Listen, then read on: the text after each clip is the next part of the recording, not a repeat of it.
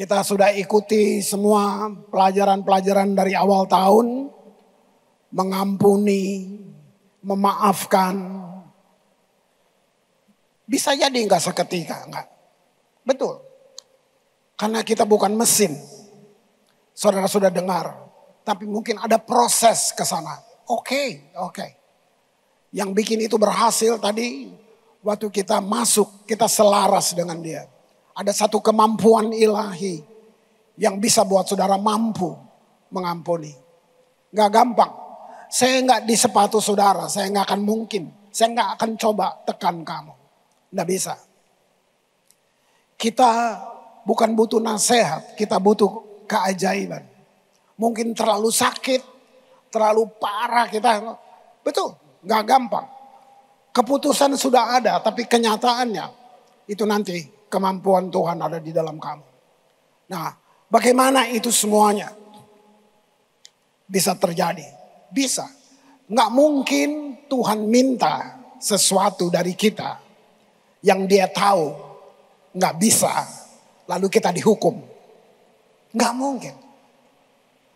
Waktu Tuhan bilang, ampuni. Dia tahu kita gak bisa, tapi dia minta. Lalu karena gak bisa, kamu dihukum. Jangan ikut Tuhan yang gitu. Jangan ikut. Maafkan dia. Itu gak seperti tekan tombol. Nah. Tapi Tuhan minta. Apa yang dia minta, dia akan kasih kemampuan dia di dalam kamu. Sehingga kamu bisa mengampuni. Kamu bisa memaafkan. Ya. Nah, sekarang ini menjadi apa? Fondasi atau dasar pijak. Jangan dirubah ini. Ada satu kebutuhan besar orang Kristen. Ini kebutuhannya apa? Harus tahu. Sebenarnya bukan waktu yang menentukan. Tapi tahu, mengenal. Tahu, memahami. Waktu kita memahami itu, apa? Ada satu yang kita harus percaya tentang kebenaran ini. Apa itu? Kita disebut new created, ciptaan baru. Saya kasih judul hari ini adalah, sudahkah kamu penuh? Itu satu pertanyaan. Kepenuhannya sudah disediakan. Begitu Yesus datang. Ini yang dia bawa buat setiap manusia. Kepenuhan ilahi. Nah, pertanyaannya buat kita. Sudah enggak kita penuh? Jangan tertuduh. Jangan tertuduh dulu. Ini penuh di sini. Ini bicara apa yang saya sampaikan beberapa bulan ini. Perannya Roh Kudus di dalam kita. Saudara tahu gak kata ciptaan baru? Gak ada yang bisa kasih itu. Manusia gak bisa kasih kepada manusia. 2 Korintus 5 ayat 17. Siapa yang ada di dalam Kristus? Cuman itu. Siapa yang ada di dalam Kristus? Itu pilihan. Gak seluruh dunia kan? Jadi siapa yang ada di dalam Kristus? Ia adalah ciptaan baru. Nah, kalau tuduhan datang buat kamu, kamu masih kayak gitu, kamu langsung jawab, itu saya yang dulu udah mati. Saya yang sekarang ciptaan baru. Lihat, yang lama sudah berlalu. Perang itu di sini, peperangan itu di sini. Kalau tuduhan itu datang, betul, itu fakta dulu, kamu yang dulu. Kamu jawab itu suara itu. Ya, itu saya yang dulu. Udah selesai. Bilang, sesungguhnya yang baru sudah datang. Nah, ini cuman perlu gini. Percaya enggak? Percaya enggak? Nah, kenapa kata ciptaan baru gini? Karena Adam gagal. Kita ini terima warisan dosa dari Adam. Nah, dosa itu merusak kehidupan yang pertama. Nah, karya penebusan Yesus itu dia buka pintu pintu bagi ciptaan baru. Fokusnya manusia. Di sini kamu bisa mengerti, menyadari betapa berharganya saya. Tuhan udah biarin, udah terima aja tuh dosa. Enggak. Nih firmannya, Yesus dijadikan dosa untuk kita. Bayangin. Itu membuktikan bahwa sebagai ciptaan kita berharga. Nah, kita ciptaan baru, kita kembali menggenapi yang Adam tidak bisa genapi karena dia udah jatuh. Nah, meskipun ya ini jangan tertipu. Meskipun kita hidup di dunia yang jatuh, ini dia. Tapi kita harus hidup dalam yang dia bilang tadi, kita ciptaan baru, hidup di dunia yang rusak ini. Nah, ini yang kita bangun selalu menyadari ini setiap kali. Gitu. Makanya kalau cuman Kristen tanpa lahir baru, ya itu beragama. Kekristenan lengkapnya itu waktu kita dilahirkan kemari, lahir baru itu, di situ kita baru disebut ciptaan baru. Di situ artinya pintu baru untuk kita masuk sebagai manusia yang dipulihkan. Ini semuanya, semua janji itu kamu bisa satu-satu kamu dapat dari sini pintunya. Diberkati, kesehatan, kemakmuran, semuanya. Tuhan tidak simpen janjinya di sorga. Tidak. Janjinya untuk kita di bumi ini. Kenapa kita belum mengalami? Itu dia. Peperangannya di sini saya bilang. Peperangannya di sini. Coba tadi kita nangis, Joji emosi, itu kenapa? Kalau kamu nyanyi, kata-kata yang kamu nyanyi itu ngomong kan? Kamu dengar sendiri dengan, iya ya. Dia nggak berhenti mengasihi saya. Kenapa coba? Karena dia sayang kita, karena kita berharga. Dia nggak berhenti, kita berhenti dengan pilihan-pilihan kita. Itu. Yohanes 1:16. Karena dari kepenuhannya itu. Seperti judulnya, sudahkah kamu penuh? Lihat, dari kepenuhannya. Ini sumber kita, jangan cari di tempat lain. Kita semua telah. Berarti ini bukan janji satu waktu nanti, bukan. Begitu Yesus mati dan bangkit, ini punya kita. Telah menerima kasih karunia demi kasih karunia. Kasih karunia itu saya berulang-ulang jelasin ini. Kalau dijabarkan arti kasih karunia, kemampuan ilahi. Hebat gak? Kamu punya kemampuan ilahi. Kamu punya. Siapapun kamu. Jangan rendahkan dirimu. Jangan menilai diri kamu berbeda dengan yang Tuhan nilai. Jangan berdasarkan orang bilang apa. Jangan mau. Wah. Orang percaya sudah, kata telah menerima kasih karunia. Kepenuhannya. Itu artinya gini, kita dapat yang Adam dapat mula-mula di Eden. Seperti itu. Waktu kita masuk sebagai ciptaan baru.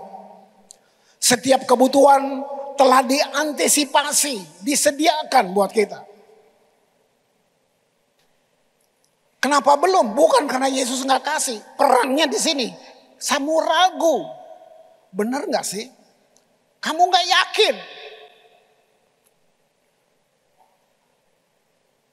Wah. Kolose 2 ayat 10. Kamu telah sekali lagi dipenuhi di dalam Dia. Dialah kepala semua pemerintah dan penguasa. Betul kamu punya bos, tapi ada yang lebih dari bos. Dia yang ada dengan kamu. Lihat itu. Betul ada pemerintahan, kita hormati. Tapi ada yang lebih tinggi dari itu. Dan dia punya kita. Kita sudah dipenuhi, melimpah dalam Kristus. Nah itu sebabnya Paulus berdoa buat jemaatnya. Yang dia doa supaya mereka diberi pewahyuan. Diungkapkan hal-hal yang di alam lain, alam spirit itu. Alam rohani itu. Efesus 3 ayat 20. Bunyinya, bagi dialah yang dapat melakukan jauh lebih banyak daripada yang kita doakan.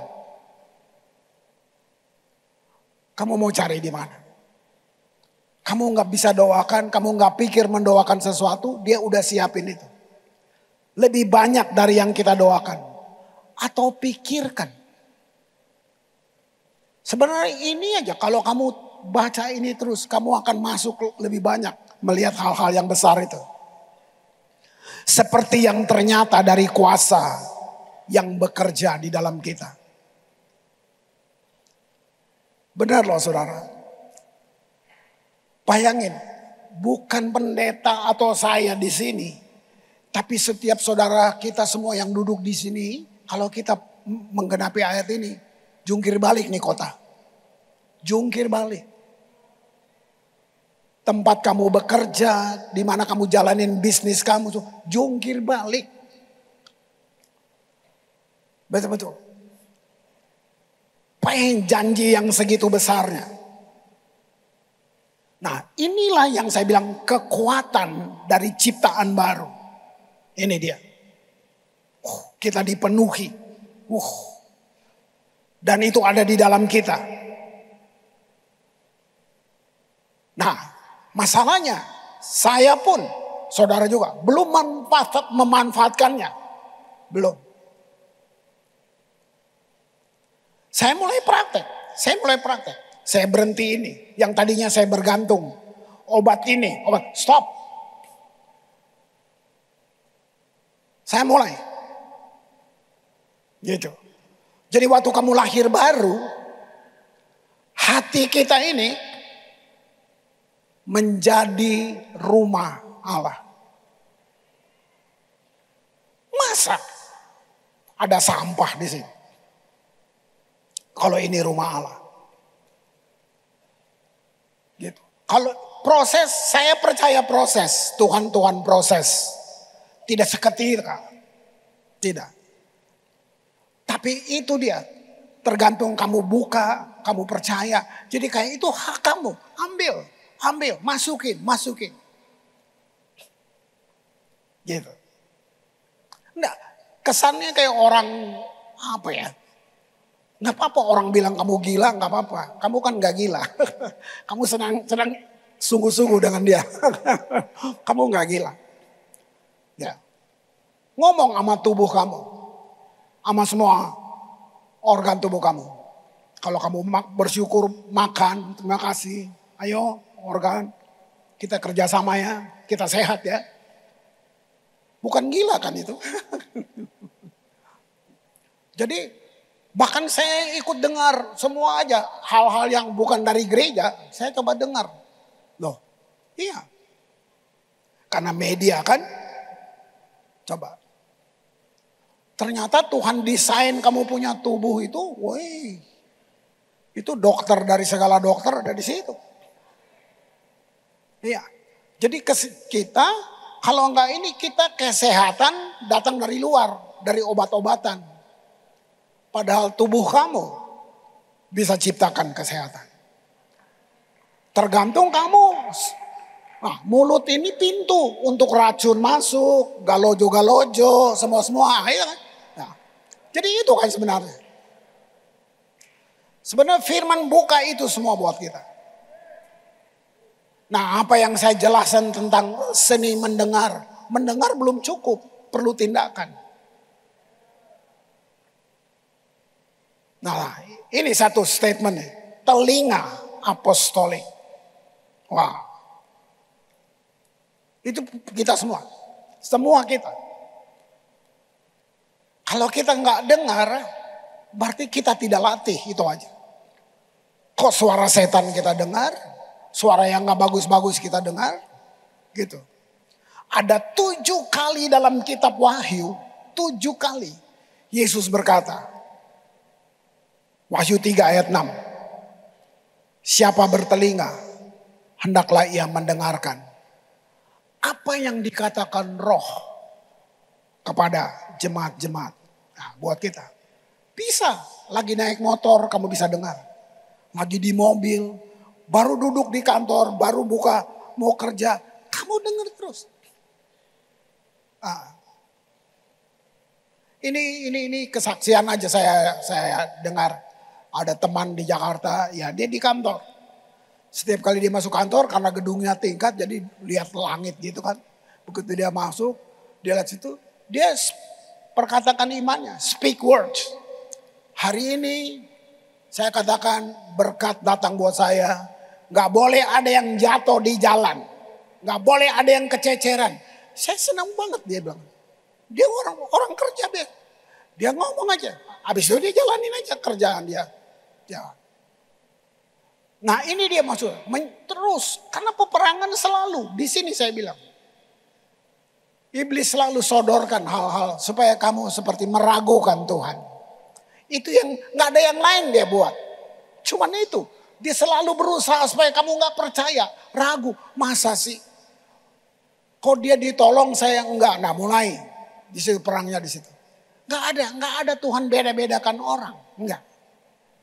Cuman saya belajar satu, ini pelajaran. Tuhan itu enggak merasa bersaing dengan apapun. Dia enggak terganggu. Ini saya nemukan ini perenungan lama sih.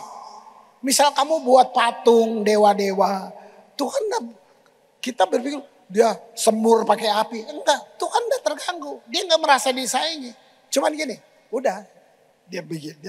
Oh lebih, bikin aja. Dia selalu cari orang yang mau percaya dia. Enggak ada pelajaran. Oh, karena kamu nyembah patung nanti api bakar kamu. Enggak. Itu lu ngarang-ngarang aja gitu. Tuhan enggak merasa disaingi dengan itu. Sebutan itu ada Allah saingan. Tapi Tuhan sempurna. Dia cuman kamu mau percaya itu. Go. Makanya gini, sempitlah, kecillah jalan menuju keselamatan. Itu. Lebarlah jalan menuju kebinasaan. Itu kebebasan. Gitu. Seorang percaya bisa dan harus mendengar apa yang dikatakan Roh Kudus. Itu normal. Apalagi pemimpin. Ya dong. Karena kita dipakai untuk memimpin orang. Walaupun saya sudah mencatat ini seminggu, saya terus tiap hari masih baca, ini kalimat ini benar enggak Tuhan? Masih bangun pagi, sebelum tidur baca lagi. Gitu. Karena saya mau jangan saya yang dominasi persiapan ini. Harus Roh Kudus. Efesus 3 ayat 5. Yang pada zaman angkatan-angkatan dahulu ya, ini kalau kamu melihat dari Adam semua, tidak diberitakan kepada anak-anak manusia. Hebat gak? Tapi yang sekarang dinyatakan di dalam Roh kepada rasul-rasul dan nabi-nabinya yang kudus. Lihat.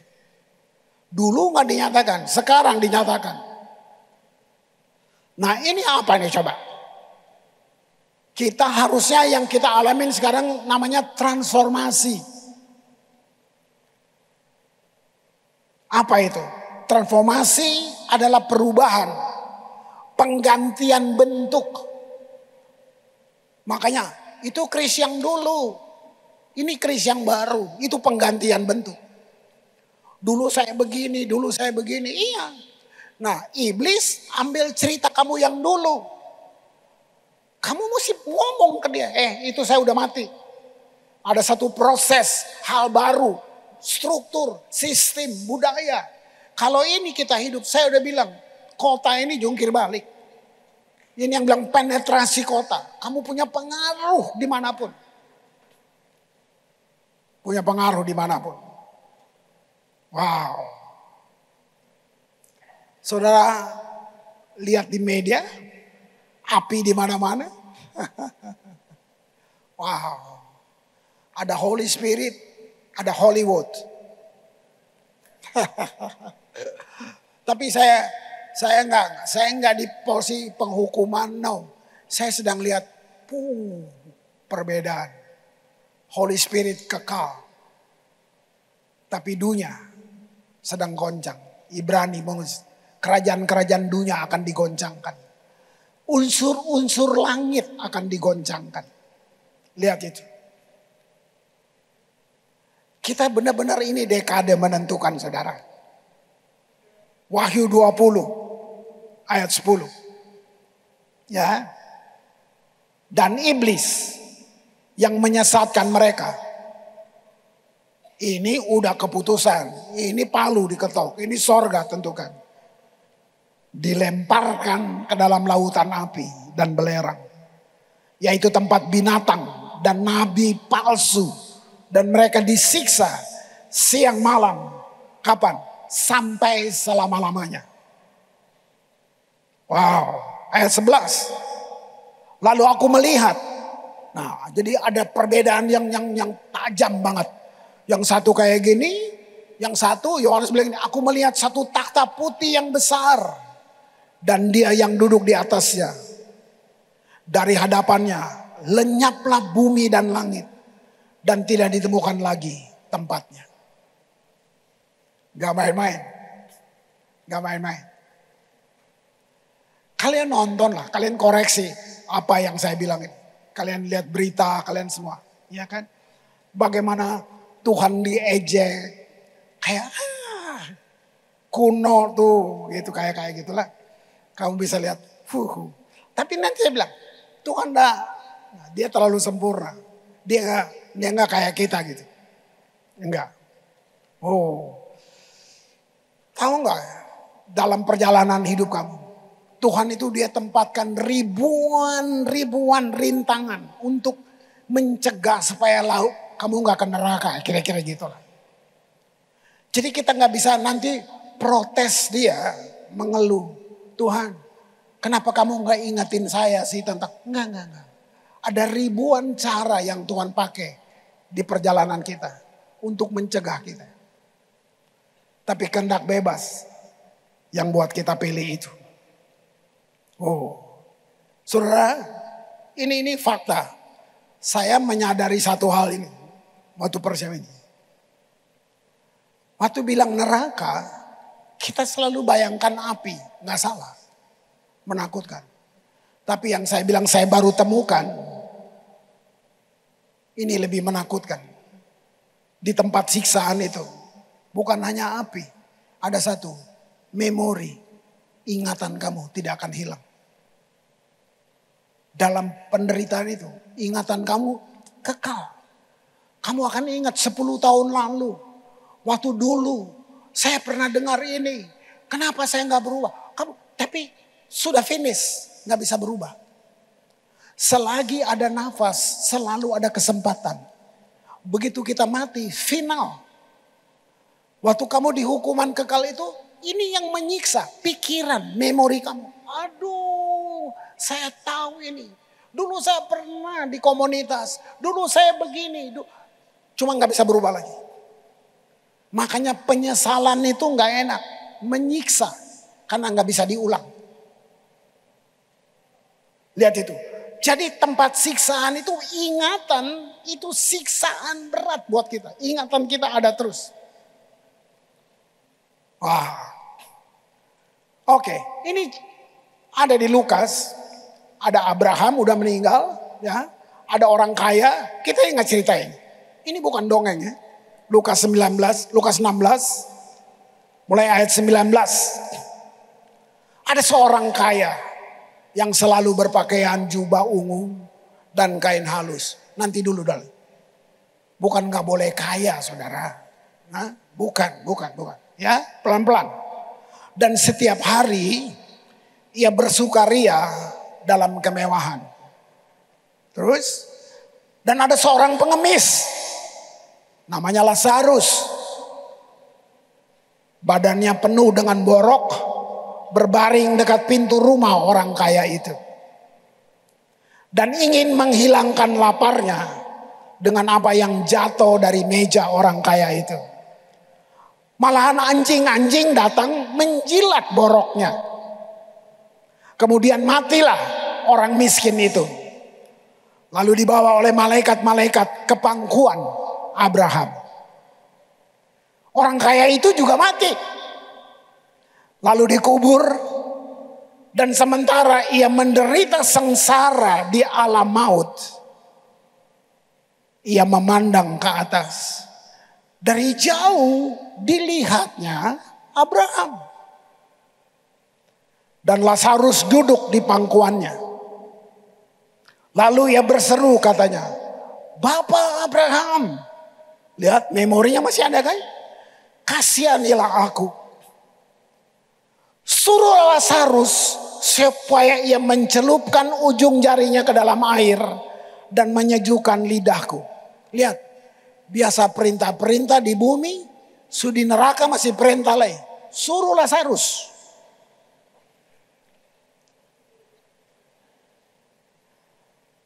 Aku sangat kesakitan dalam nyala api. Terus, tapi Abraham berkata, "Anak, sakit gak? Dipanggil anak, tapi beda. Anak, tapi beda banget. Wah. Atmosfernya semuanya beda. Itu sakit loh. Bahwa engkau telah menerima segala yang baik sewaktu hidupmu. Sedangkan Lazarus segala yang buruk.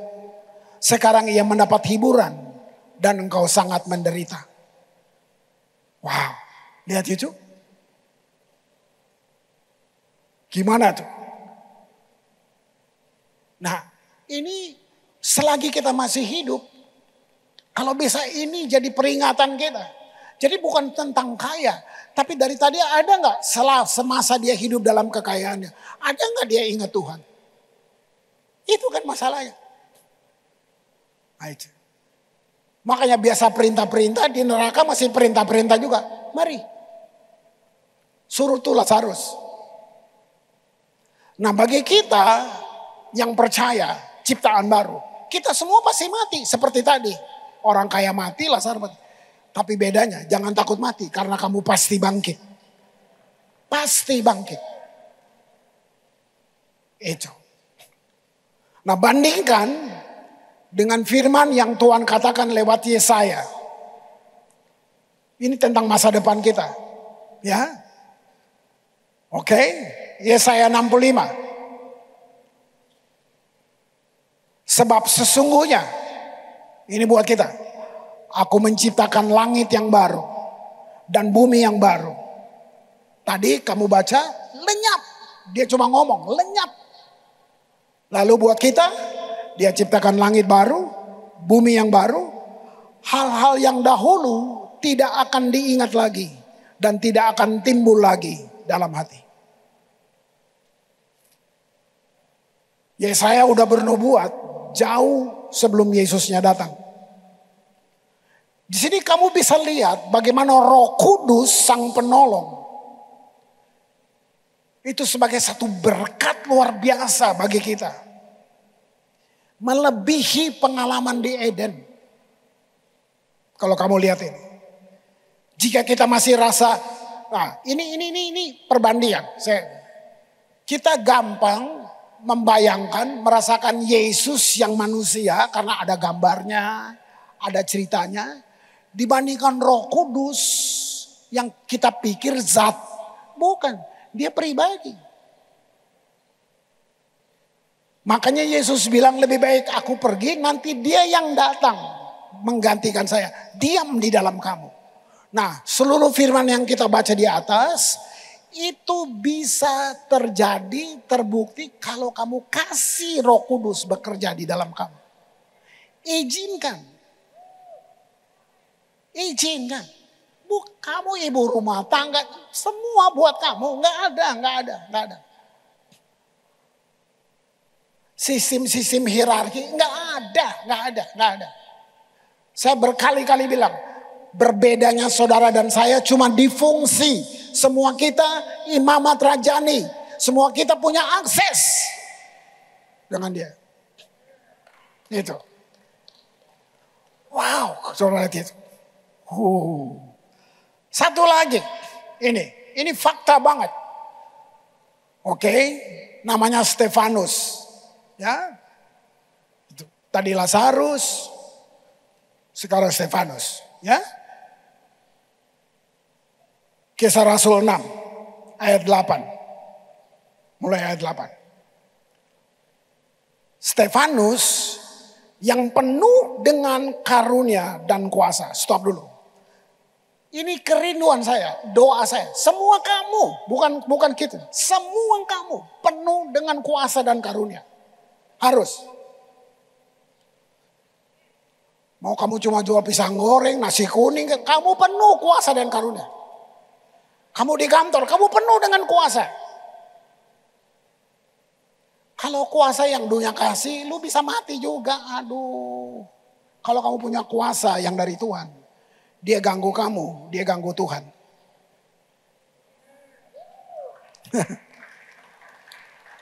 Oke, ini Stefanus. Rindukan ini. Enggak apa-apa kamu dibilang gila, enggak apa-apa. Minta. Karena ini buat kamu. Kuasa dan karunia. Terus ngapain? Mengadakan mujizat-mujizat dan tanda-tanda. Kantor lu bangkrut. Tapi lu anak Tuhan. Lu di situ bisa pulih tuh. Bisa.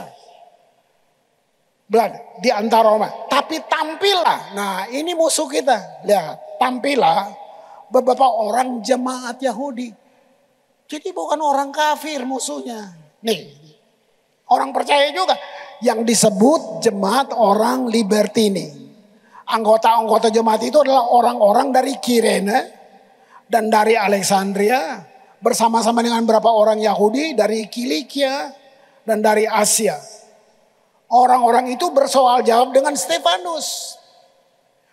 Kalau kamu penuh dengan kuasa, bukan orang senang, benci juga. Dia benci kuasa yang di dalam kamu. Wah, terus lihat ini.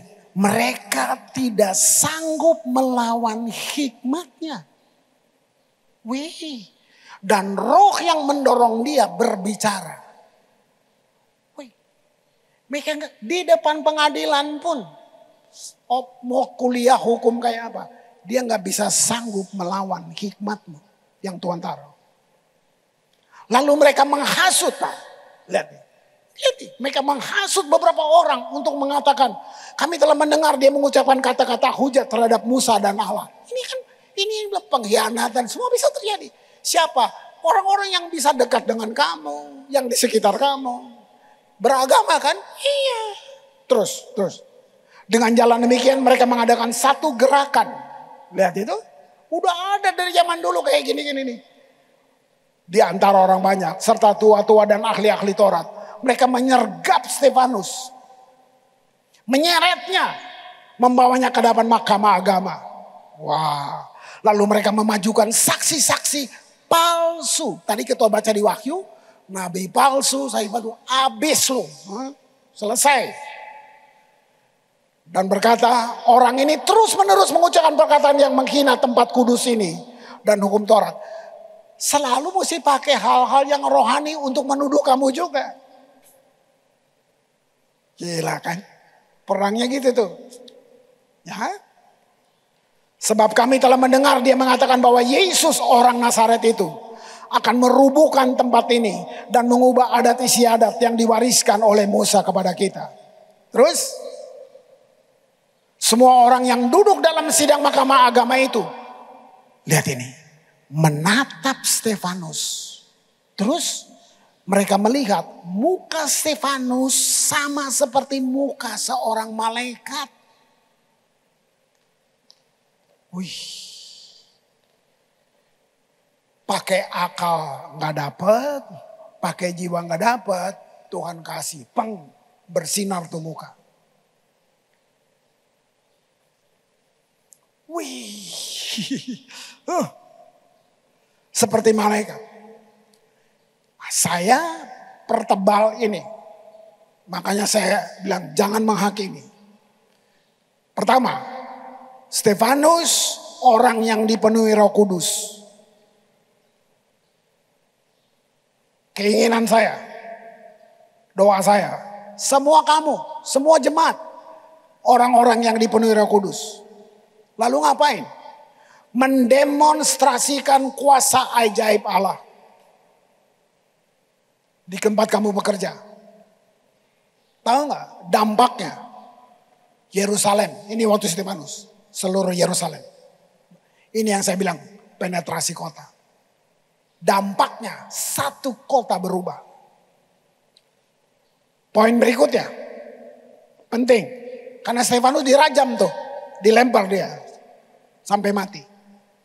Tuhan, kuasa Tuhan bukan penyebab Stefanus mati sebagai martir. Ulang.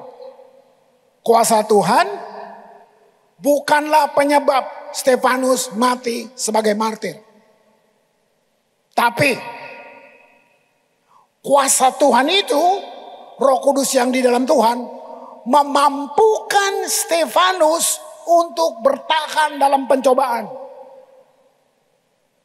Bayangin dilempar loh. Itu berapa ribu orang lempar dia. Dia masih bisa berdoa. Itu masuk akal gak?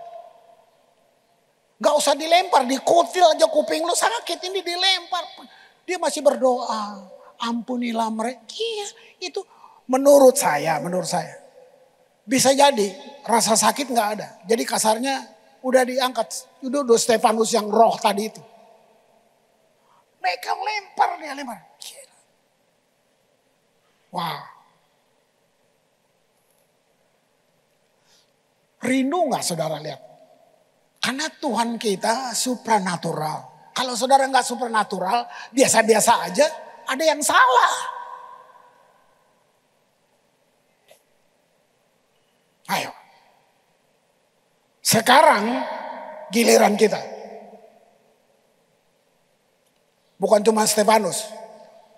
Sekarang sudah Stefanus Sapulete, Stefanus siapakah, so ada semuanya.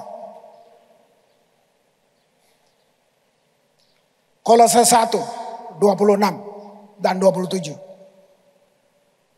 Yaitu rahasia yang tersembunyi dari abad ke abad. Dan dari turunan ke turunan. Tapi yang sekarang dinyatakan kepada orang-orang kudusnya. Saya sudah pernah bagi ini. Tersembunyi. Buat Adam, buat Abraham, buat Musa. Semua tersembunyi. Sekarang dinyatakan kepada kita, orang-orang kudusnya. Kita semua. Apa itu? Kepada mereka Allah mau memberitahukan. Lihat betapa kaya dan mulianya rahasia itu di antara bangsa-bangsa lain. Yaitu Kristus ada di tengah kamu. Kristus yang adalah pengharapan akan kemuliaan. Nah, terjemahan lainnya, Christ in you. Kristus di dalam. The hope of glory. Pengharapan akan kemuliaan. Wow, lihat itu. Penting menjadi orang Kristen lahir baru. Itu pentingnya gitu. Dalam kasih karunia. Supaya kita dapat hidup dengan menerima. Apa tuh? Otoritas. Yang pernah dimiliki Adam dulu. Kita lahir baru. Kita terima itu. Wow. Efesus 3 ayat 19. Dan dapat mengenal kasih itu. Bukan kebencian. Bukan yang lain. Kasih. Jadi arahan kita tentang mengampuni dan semua. Itu kalau tanpa ini gak bisa. Kalau gak ada Roh Kudus, gak ada Tuhan. Gak bisa. Kamu akan mudah. Dapat mengenal kasih itu sekalipun lihat. Ia melampaui segala pengetahuan. Melampaui saudara. Melampaui. Kamu bisa duduk dengan orang yang punya hikmat dunia. Katakan dengan segala gelar akademisnya. Nggak salah, nggak salah. Tapi dia sampai di situ aja. Sementara kamu biasa. Waktu kamu ngomong. Saya pernah dengar ini. Saya nggak mau sebut namanya aja. Saya pernah duduk dengan orang hebat ini. Dia ketemu orang biasa. Yang ngomong. Tuh orang ini bilang gini. Kamu punya hikmat yang saya nggak punya loh. Kamu tinggal di mana? Oke. Nanti saya ke kota itu, kamu baptis saya ya di sana. Wah kaget saya. Kaget banget. Jadi waktu saya ketemu ini, orang ini memang sudah dibaptis. Ini orang hebat banget. Kamu lihat? Kamu punya hikmat melampaui segala pengetahuan. Melampaui. Ya, Pak. Dalam seluruh, lihat ini, kepenuhan Allah. Makanya judul tadi, sudahkah kamu penuh? Lihat itu. Saya punya pertanyaan buat saudara. Mungkinkah ada janji yang lebih besar daripada dipenuhi dengan kemuliaan Allah? Terjemahan lain tentang kemenuhan Allah, ada terjemahan lain, dibilang gini, dibanjiri dengan kehidupan Allah. Kamu dibanjiri dengan kehidupan Allah. Coba, masa lu doa jerawat aja gak sembuh? Ayo. Kamu dipenuhi dengan kemuliaan Allah. Ini statement saya. Sebelum kita berdoa. Mimpi Tuhan bagi kita. Mimpi Tuhan bagi kita. Kamu punya mimpi kan? Mau jadi bos, mau jadi direktur. Mimpi. Mimpi gak bayar. Mimpi aja. Mimpi.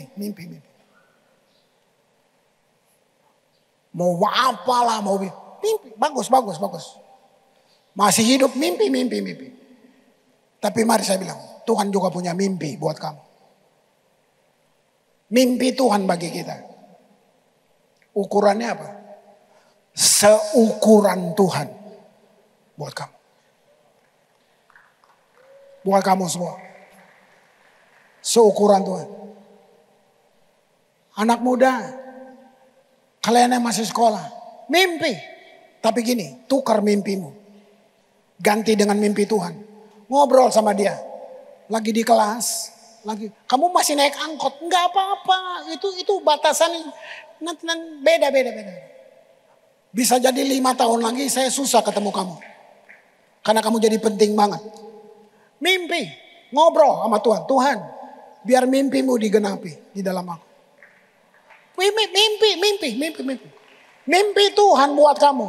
Ukurannya Tuhan. Tadi yang main musik yang sini. Dulu kecil banget. Saya kenal bapaknya masih kuliah. Saya tadi nangis cuma lihat. Dulu gue ketemu bapaknya dia masih kuliah di Makassar. Kita ketemu. Sekarang anaknya pelayanan. Mimpi. Anak-anak muda mimpi. Ganti. Tukar. Bilang Tuhan saya mau mimpi kamu di dalam saya. Iya. Enggak, ini bukan dongeng. Enggak, saya enggak nipu-nipu. Tidak, baca firman-Nya. Gitu. Apa nama kepanjangan dari Holy Spirit? Apa nama kepanjangan dari Holy Spirit? Ini dia. Jesus Unlimited. Jesus Unlimited. Yesus yang tidak terbatas. Di mana dia? Di sini. Di dalam kamu. Di dalam kamu. Parking ministry, usher, semua yang melayani, yang orang gak lihat. Bukan karena di mimbar, semua. Kamu mesti tahu, mimpi Tuhan sebesar Tuhan ukurannya buat kamu.